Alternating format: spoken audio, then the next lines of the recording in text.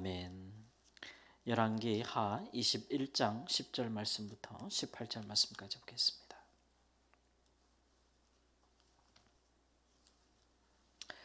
열왕기 하 21장 10절에서 18절 말씀까지. 제가 먼저 10절 말씀. 여호와께서 그의 종 모든 선지자들을 통하여 말씀하여 이르시되 유다 왕 므낫세가 이 가증한 일과 악을 행함이 그 전에 있던 아모리 사람들의 행위보다 더욱 심하였고 또 그들의 우상으로 유다를 범죄하게 하였도다. 그러므로 이스라엘의 하나님 여호와가 말하노니 내가 이제 예루살렘과 유다에 재앙을 내리리니 듣는 자마다 두 귀가 올리리라. 내가 사마리아를 잰 줄과 아합의 집을 다림 보던 추를 예루살렘에 베풀고 또 사람이 그릇을 씻어 엎음같이 예루살렘을 씻어 버릴지라. 내가 나의 기업에서 남은 자들을 버려 그들의 원수의 손에 넘긴즉 그들이 모든 원수에게 노략거리와 겁탈거리가 되리니 이는 애굽에서 나온 그의 조상 때부터 오늘까지 내가 보기에 악을 행하여 나의 진노를 일으켰음이니라 하셨더라. 므낫세가 유다에게 범죄하게 하여 여호와께서 보시기에 악을 행한 것 외에도 또 무죄한 자의 피를 심히 많이 흘려 예루살렘 이 끝에서 저 끝까지 가득하게 하였더라. 므낫세의 남은 사적과 그가 행한 모든 일과 범한 죄는 유다 왕 역대 지략에 기록되지 아니하였느냐. 므낫세가 그의 조상들과 함께 잠에 그의 궁궐 동산 곧 우사의 동산에 장사되고 그의 아들 아몬이 대신하여 왕이 되니라. 아멘. 유다 왕 므낫세의 행한 모든 일들이 하나님께서 이스라엘 백성들 눈앞에서 멸한 다른 민족보다도 훨씬 심하였다라고 이야기하고 있습니다. 열왕기 기자가 이렇게 고발하는 것은 나중에 유다와 예루살렘이 멸망할 때에 그들 가운데 재앙이 내릴 때에 그 하나님의 재앙을 내리게 하심이 불의하거나 부당하거나 공평치 못하거나 한 것이 아니라는 것을 이제 밝히기 위함이겠죠. 또 하나의 목적은 그들이 그런 재앙을 받고 난 후에 다시 이제 하나님께서 그들을 돌이켜서 그들로 하여금 정결하게 하신 후에 다시 돌아오게 할 일들에 대해서 이제 말씀하시기를 위함입니다. 이런 재앙을 당한 후에 그들이 생각할 때에 우리가 까닭없이 재앙을 당했다고 한다거나 혹은 하나님께서 다시 그들에게 은혜를 베풀어서 돌아오려면 그들이 스스로 그 죄를 회개해야 되는데 어찌하여 같은 재앙이 우리에게 이르렀는지 그 원인을 알 수 없다면 그들이 다시 돌이킬 수도 없잖아요. 그래서 하나님께서 이제 그 전부터 왜 이러한 재앙이 그들 가운데 임하였는지를 분명히 이제 말씀하고 있는 것입니다. 하나님이 이 일에 이제 불의하거나 불공평하지 않은 것은 하나님께서 이미 그들에게 주신 법에 의하여 그들을 마치 공의롭게 재판하는 판사와 같은 역할을 하시기 때문에 그런 것이죠. 이제 모세에게 주신 율법을 보면 이런 일들을 행할 때에 그 법에 의하여 어떠한 일들이 있을 것인가에 대해서 하나님께서 이미 모세에게 말씀하신 바를 우리가 신명기에서 이제 보고 있기 때문에 사실은 그대로 이제 이루어지고 있는 것입니다. 우리가 사는 사회에서도 법이 그 역할을 감당하지 못하면 죄악이 넉심할 것이고 또 법이 공평하게 의롭게 적용되지 않고 재판이 행해지지 않으면 그 나라가 어떻게 서겠어요. 그런 부분에 대해서 하나님께서 이제 이런 부분들을 하나님의 통치를 율법에 의해서 명확하게 하시기 위해서 그렇게 하시는 것입니다. 특별히 하나님께서 이 일을 하기 위하여서 그의 종 모든 선지자들을 통하여 말씀하셨다. 유다 왕 므낫세 때에 더욱 죄악이 심할 때에 오늘 말씀처럼 그들이 우상을 섬기는 일에 더욱 이방 민족들보다 더 심했을 뿐만 아니라 심지어는 므낫세가 통치할 때에 무죄한 자의 피를 너무 많이 흘렸다 이런 말씀을 하고 있죠. 죄 없는 사람들을 백성들을 죽여서 예루살렘의 이 끝부터 저 끝까지 그 피가 가득하게 하였다. 이런 무죄한 자의 피를 흘리는 것은 하나님께서 한 국가와 사회를 판단하시는 기준이 되기 때문에 무죄한 자의 피를 흘리는 것은 그 피값을 갚으시려고 하시잖아요.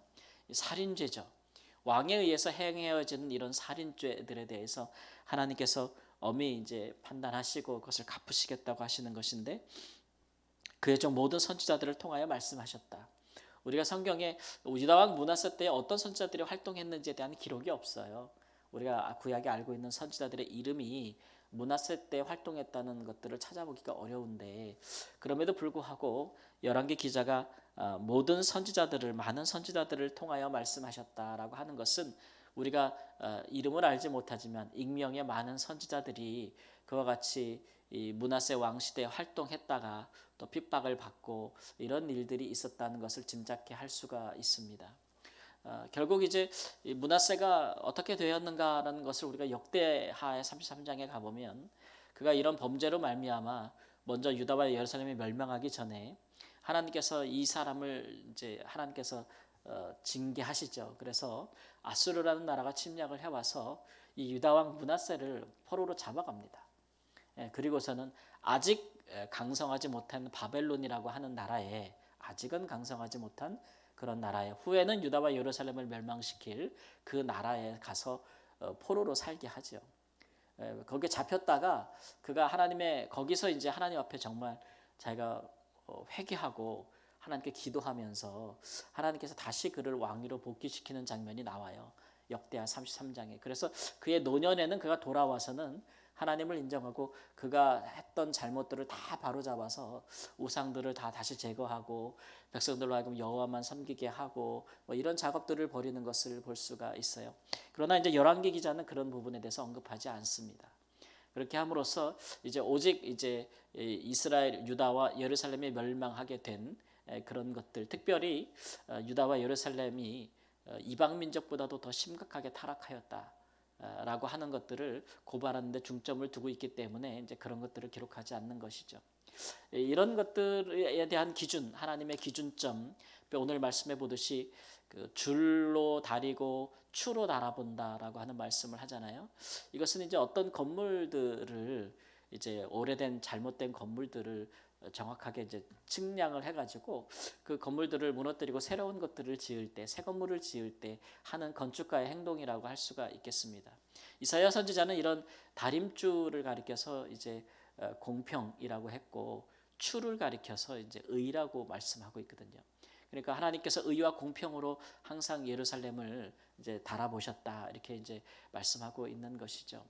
하나님이 보실 때 가장 가슴 아프고 또 하나님이 고통스러워 하시는 경우가 이제 믿는 사람들이 믿지 아니하는 자들보다 더 범죄하거나 또 타락하거나 불의하거나 이런 일들을 행할 때 하나님이 그것을 바라보시는 그 마음이 얼마나 이제 고통스럽고 또 아프고 또 때로는 분노하시고 하겠는가 이런 것들을 보여주고 계시는 것이죠. 하나님께서 우리를 항상 하나님의 백성들을 이렇게 주시하여 보신다는 생각들을 우리는 그 마음에 좀 새겨야 됩니다. 하나님께서 하나님의 백성들의 행위를 달아보신다라는 선지자들의 말이 자주 구약에 등장하잖아요. 하나님은 어떨 때는 우리의 중심을 보시기도 하지만 그러나 또한 우리의 행위를 달아보기도 하셔서 우리가 하나님 앞에 마음과 우리의 행위를 살펴보기를 늘 원하십니다. 심지어 우리가 하나님을 모르는 사람들보다 더하다면 그것은 하나님께서 그의 은혜를 우리에게 베풀고 또 다른 하나님을 알지 못하는 사람들이 경험하지 않았던 이스라엘 백성들 예로 치자면 출애굽과 광야와 많은 가나안 땅에서의 역사와 그의 조상들에게 베풀었던 하나님의 언약과 이런 여러 가지 사건들을 그들이 경험하게 된 것이 무슨 유익이 있겠는가? 하나님 편에서는 그렇잖아요.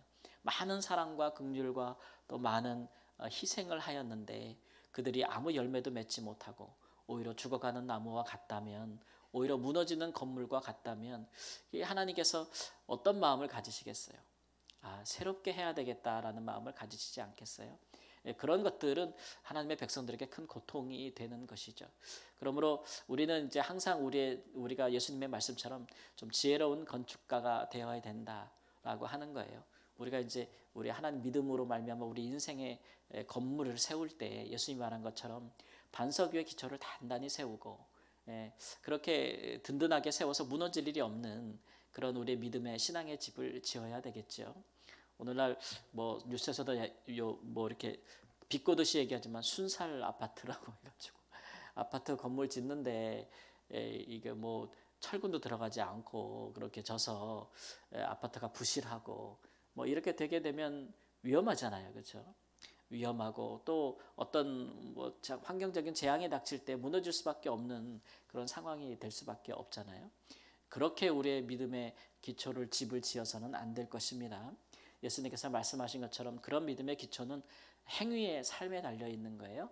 듣는 것에 있지 않고 듣고 행하는 것에 있기 때문에 하나님께서 그러하신 것처럼 하나님의 백성에게 원하시는 것처럼 의와 공평, 또 사랑과 긍휼, 또 진실함, 그런 것들로 생각하고 또 그런 것들로 행해서 우리의 삶이 여러모로 보나 하나님께서 이리 보시나 중심을 보시나 삶을 보시나 하나님께서 인정하실 만한 귀한 믿음으로 지혜로운 건축과 같이 집을 지시는 은혜가 있기를 우리 주 예수님의 이름으로 축원합니다. 아멘. 주님, 한 사람의 인생도 또 한 사회와 국가도 하나님의 늘 다림줄과 추로 달아보심을 오늘 말씀의 선지자들을 통하여 하나님 증거하십니다. 하나님, 주의 말씀이 우리에게 부딪혀 올 때마다 하나님 그것을 거울 삼아 우리 자신의 양심과 심령과 마음을 돌아보고 우리의 생각을 비추어 볼 뿐 아니라 우리의 삶을 하나님 살피고 돌아보아서 하나님 보시기에 하나님 주께서 인정하시고 축복하실 형통하게 하실 만한 삶과 또 믿음의 온전한 집을 지을 수 있도록 인도하여 주시기를 원합니다. 이미 주께서 그의 은혜와 보혈로 말미암아 우리에게 지으신 하나님의 집, 이 성전이 하나님 우리 성전이 주님 앞에서 참 아름답고 거룩하게 기도하며 거룩하게 하나님 앞에 인정받을 수 있도록 주님 인도하여 주옵소서. 오늘도 성전된 자신을 주 앞에 세우기 위하여 믿음과 성령 안에서 살아가고 있는 말씀을 붙잡고 살아가고 있는 주의 성도들을 하나님 붙잡아 주시고 함께 하시고 축복하시고 이 길이 큰 기쁨과 하나님 아버지 감사의 길이 되게 하시고 평강의 길이 되도록 인도하여 주시고 범죄함으로 말미암아 하나님 회개와 고통의 길로 가지 아니하도록 하나님 인도하여 주옵소서. 여러모로 우리 하나님의 사랑과 은혜와 긍휼을 또 주의 함께 하심과 능력을 하나님 경험하고 그 가운데 거하는 복된 삶으로 오늘 하루도 인도하여 주옵소서. 존귀하신 예수님의 이름으로 기도합니다. 아멘.